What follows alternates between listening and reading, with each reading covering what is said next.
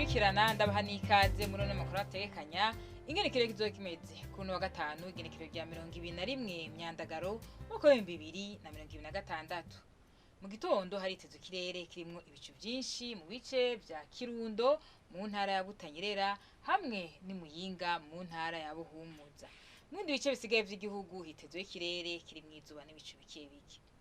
Ahazoba hakanye gusumba hanzi ni Ibururi mu ntara ya Burunga, Imwaro mu ntara ya Gitega hamwe no mu Kayanza mu ntara ya Butanyerera ibipimo vy'ubushuhe bizobe ku degre Celsius 14.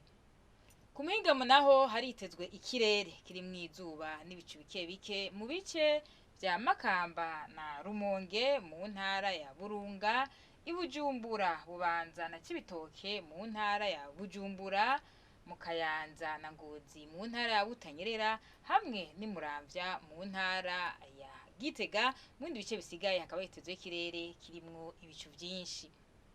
Ahazobashushe gusumba handi naho ni mu Cibitoke mu ntara ya Bujumbura, ibipimo vy'ubushuhe bizobe ku degre Celsius 33. Mu gitondo hitezwe yuko izuba rizoseruka igisaha 12 zirenga iminota 5 rirenge igisaha 12 zirenga iminota 6 z'umugoroba. Amakuru y'ikirere mwatugene bwejebu agarukiye hano, makoye cyane kuyakurikirana.